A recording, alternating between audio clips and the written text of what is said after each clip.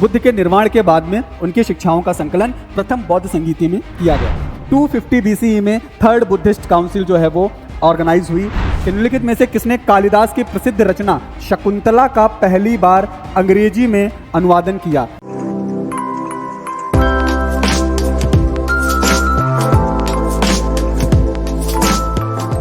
Hello दोस्तों, मैं अतुल त्रिवेदी स्वागत करता हूं आपका आकार आईएएस में। पीसीएस की परीक्षा खत्म हुई लेकिन प्रेशर खत्म नहीं हुआ। दबाव अभी भी है, कंपटीशन की जद्दोजहद अभी भी है और पढ़ाई का सिलसिला अभी भी जारी है।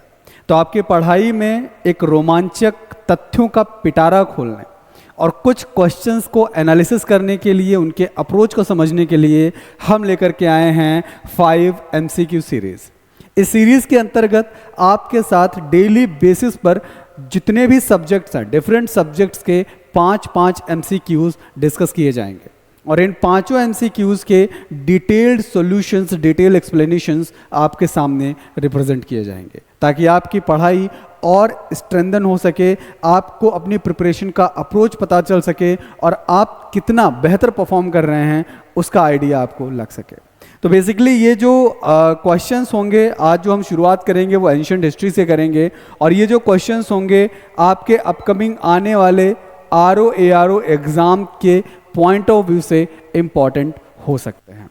और अगर बात RO यानी कि समीक्षा अधिकारी की आई ही है तो उसके साथ में एक इम्पॉर्टेंट अनाउंसमेंट भी है कि आकार आईएएस समीक्षा अधिकारी का एक नया बैच स्टार्ट करने जा रहा है फ्रॉम द डेट ऑफ 17 जुलाई। तो 17 जुलाई को शाम 5:30 बजे आपका समीक्षा अधिकारी का एक नया बैच स्टार्ट होगा। इस बैच से जुड़ने के लिए और इससे जुड़ी और भी जानकारी के लिए आप यहाँ स्क्रीन पर दिए गए इन कॉन्टैक्ट नंबर्स पे संपर्क कर सकते हैं और इस बैच के रिगार्डिंग जो भी इंफॉर्मेशन है वो आपको इजीली प्रोवाइड कर दी जाएगी। तो चलिए दोस्तों, शुरुआत करते हैं अपने 5 MCQ सीरीज की। पहला क्वेश्चन है सीरीज का कि प्रथम बौद्ध संगीति का संचालन निम्नलिखित में से किसके द्वारा किया गया या किसे एक ने किया? आनंद, महाकश्यप, मोगलीपुत्र तिस या फिर उपाली। जैसा कि हम जानते हैं कि बौद्ध संगीतियाँ यानी कि जो बुद्धिस्ट काउंसिल्स हैं उनका काफ़ी इम्पॉर्टेंट रोल है। ले दे करके 1-2 क्वेश्चंस कहीं ना कहीं इस वाले सेगमेंट से एग्जाम में आ ही जाता है। तो हमारे लिए ज़रूरी है कि जितनी भी बौद्ध संगीतियाँ, जो 4 बौद्ध संगीतियाँ अभी तक हुई हैं, इनके बारे में जानना काफ़ी अहम हो जाता है।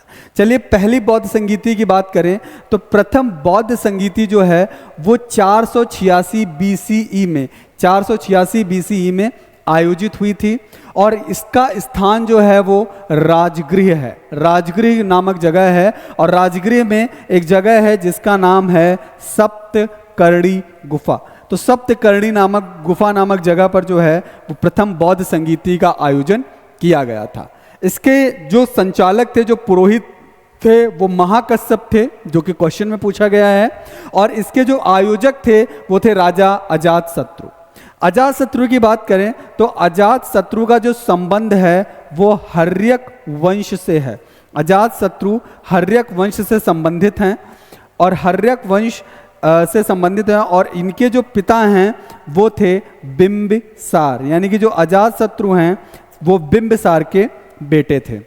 और इस बौद्ध संगीति को आयोजित करने का जो उद्देश्य था वो ये था कि बुद्ध की शिक्षाओं का संकलन करना, क्योंकि बुद्ध ने अपने जीवन में जो भी टीचिंग्स, जो भी शिक्षाएं लोगों को दी, उनका कोई भी संकलन उनकी जो जीवन था उसके दौरान नहीं किया गया।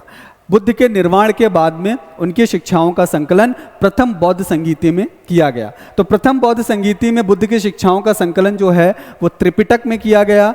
विनय पिटक, सुत्त पिटक और अभिधम्म पिटक, इन 3 पिटकों की रचना की गई। विनय पिटक जो है इसका संकलन किया गया उपाली के द्वारा और जो सुत्त पिटक है इसका संकलन किया गया आनंद के द्वारा। तो उपाली और आनंद, इन दोनों ने विनय पिटक और सुत्त पिटक का संकलन किया और उसमें बुद्ध की जितनी शिक्षाएं हैं जो उन्होंने आजीवन टीचिंग्स लोगों को दी, उन सबका संकलन इसमें किया गया। अगली बौद्ध संगीति की बात करें, द्वितीय बौद्ध संगीति, तो यह आयोजित हुई वर्ष 386 BCE में। 386 BCE में द्वितीय बौद्ध संगीति का आयोजन हुआ। इसका स्थान था वैशाली इसके पुरोहित थे, जो संचालक थे वो थे सबकामी, और आयोजक करता जो थे वो थे कालाशोक। कालाशोक का संबंध जो था वो शिशुनाग वंश से था। तो Kalashoka was associated with the Shishunaga dynasty, Shishunaga वंश से संबंधित थे। और द्वितीय बौद्ध संगीति को आयोजित करने का जो उद्देश्य है वो था, विनय पिटक के 10 बिंदु थे। There were 10 points of the Vinaya Pitaka, जहां पर कुछ डिस्प्यूट्स हो गए, कुछ विवाद हो गए, और उन विवादों को, उन डिस्प्यूट्स को शॉर्ट आउट करने के लिए, उनको सॉल्व करने के लिए सेकेंड बुद्धिस्ट काउंसिल आयोजित हुई। और सेकेंड बुद्धिस्ट काउंसिल में बौद्ध संप्रदायों का विभाजन 2 भागों में हो गया। एक भाग आया स्थाविरवाद, जिसको थेरवाद बोलते हैं, और दूसरा था महासांघिक। तो द्वितीय बौद्ध संगीति में ये पॉइंट्स आपके लिए इंपॉर्टेंट हो सकते हैं। सेकंड, अगली हम बात करें तो थर्ड बुद्धिस्ट काउंसिल लेंगे, तृतीय बौद्ध संगीति। तो तृतीय बौद्ध संगीति का आयोजन होता है 250 BCE। 250 BCE में थर्ड बुद्धिस्ट काउंसिल जो है वो ऑर्गेनाइज हुई। इसका स्थान था पाटलिपुत्र। पाटलिपुत्र जो आज का पटना है, वहां पर तृतीय बौद्ध संगीति का आयोजन किया गया। इसके संचालक थे मोगलीपुत्र तिस, और आयोजक थे अशोक। अशोक के बारे में हम सभी जानते हैं, Ashoka was associated with the Mauryan dynasty, वो मौर्य वंश से संबंधित था। उद्देश्य क्या था कि बौद्ध धर्म के विभिन्न संप्रदायों, बुद्ध के जो विभिन्न संप्रदाय थे उस धर्म के, उनके बीच सामंजस्य स्थापित करना, यानी कि उनके बीच में जो ट्रांजिशन फेज थे, ठीक, उनको क्या करना, इंटीग्रेट करना। और इसका दूसरा ऑब्जेक्टिव ये था कि बौद्ध आंदोलन को शुद्ध करना, यानी कि जो बुद्धिस्ट मूवमेंट्स हैं उन बुद्धिस्ट मूवमेंट्स को प्यूरिफाई करके बुद्ध की टीचिंग्स को, उनकी शिक्षाओं को, उनके उपदेशों को लोगों तक पहुंचाना। It was the objective of the third Buddhist council. उसके अलावा हम बात करें चतुर्थ बौद्ध संगीति, तो वह आयोजित होती है 72 AD, 72 AD में आयोजन हुआ चौथी बौद्ध संगीति का। इसका स्थान था कुंडलवन। कुंडलवन कहाँ पड़ता है? कुंडलवन है कश्मीर में। तो कश्मीर में फोर्थ बुद्धिस्ट काउंसिल का आयोजन हुआ कुंडलवन नामक जगह पर। आयोजक थे कनिष्क और संचालक थे वासुमित्र। तो ये चतुर्थ बौद्ध संगीति है। और चौथी बौद्ध संगीति का जो उद्देश्य था तो कश्मीर और गांधार के जो स्कूल्स थे, उनके जो संप्रदाय थे बुद्धिस्ट के, उसमें जो सर्वस्थिवादी शिक्षक थे उनके बीच जो गंभीर संघर्ष उत्पन्न हुए थे, उन गंभीर संघर्षों को रिजॉल्व करने के लिए, निपटाने के लिए चतुर्थ बौद्ध संगीति का आयोजन कश्मीर के कुंडलवन में, ठीक है, कनिष्क के थ्रू करवाया गया था। तो ये 4 बुद्धिस्ट काउंसिल हैं। There are 4 Buddhist council which are really important for the examination point of view, ठीक है। तो वो इन चीज़ों पे हमें ध्यान देना है, इन चीज़ों को हमें हमारी याद रखना काफ़ी ज़रूरी है। अगले क्वेश्चन की बात करें कि निम्नलिखित में से कौन एक अशोक का अभिलेख इस परंपरा की पुष्टि करता है कि बुद्ध का जो जन्म है वो लुम्बिनी में हुआ था? कौन सा स्तंभ लेख है जो अशोक ने बनवाया और वो ये बताता है कि बुद्ध जो है वो लुम्बिनी में पैदा हुए थे? बसाड़ स्तंभ लेख, निगाली सागर स्तंभ लेख, रामपुरवा, या फिर रुम्मिनदेई? तो उसमें करेक्ट ऑप्शन आपका है रुम्मिनदेई स्तंभ लेख, जिसमें कि यह बताया गया है कि बुद्ध का जो जन्म है वो लुम्बिनी में हुआ था। इस पर हम नजर डालते हैं। रुम्मिनदेई स्तंभ लेख की बात करें तो यह नेपाल में स्थित है। रुम्मिनदेई स्तंभ लेख कहाँ है? नेपाल में है। और यह स्तंभ लेख प्राकृत भाषा में लिखा हुआ है। इस स्तंभ लेख की जो भाषा है वह प्राकृत है। इसे लुम्बिनी स्तंभ अध्यादेश के नाम से भी जाना जाता है।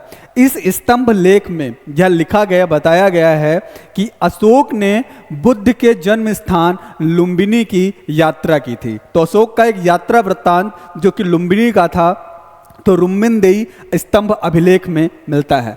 बसाड़ स्तंभ लेख की अगर बात करें तो यह मुजफ्फरपुर के बिहार में, बिहार का जो मुजफ्फरपुर जिला है वहाँ स्थित है। और बसाड़ का जो स्तंभ लेख है यह एक सिंह स्तंभ है। इस सिंह स्तंभ में जो है सिंह की एक आकृति है जो कि भोंडी शैली की है। तो इसमें यह दिखता है कि जो कलाकार हैं, जो कि शिल्पकार हैं, जिन्होंने इस स्तंभ लेख का निर्माण करा था, तो उनमें वो पटुता नहीं दिखती है, उनमें वो स्किल नहीं दिखती है जो कि अशोक के बाकी स्तंभों में देखने को मिलती है। और वहीं रामपुरवा की बात करें तो रामपुरवा स्तंभ लेख यह भी बिहार में है और यह जो है एक वृषभ स्तंभ लेख है, यानी कि इसमें एक बैल की आकृति है। राष्ट्रपति भवन का जो फोरकोर्ट एरिया है उसमें जो पिलर्स हैं, उन स्तंभों के केंद्र में जो है रामपुरवा स्तंभ लेख का जो वृषभ है वह वहाँ पे अवस्थित है। ठीक है, अगले क्वेश्चन पे बात करें तो सूची 1 को सूची 2 से सुमेलित कीजिए तथा नीचे दिए गए कूट से सही उत्तर चुन के लिखिए।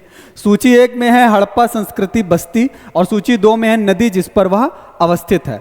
तो एक तरफ है हड़प्पा, कालीबंगा, लोथल, रोपड़, भोगवा, घग्गर, रावी या फिर सतलज। इसमें देखते हैं सही ऑप्शन कौन सा हो सकता है। हड़प्पा जो है वो रावी नदी के किनारे फली फूली, तो ए ऑप्शन हो जाएगा 3 से रिलेटेड। दूसरा है कालीबंगा, तो कालीबंगा घग्गर नदी के किनारे सिचुएटेड थी और लोथल जो है वो भोगवा नदी के किनारे और रोपड़ जो है वो सतलज नदी के किनारे। तो हमारा ऑप्शन सही होगा 3, 2, 1, 4 और 3, 2, 1, 4 ऑप्शन ए करेक्ट होगा। तो ये जो सभ्यताएं हैं, यह सभ्यता जो है इन नदियों के किनारे फली फूली। उसके अलावा अगला क्वेश्चन है कि निम्नलिखित में से कौन तमिल रामायणम या रामावतारम के लेखक थे।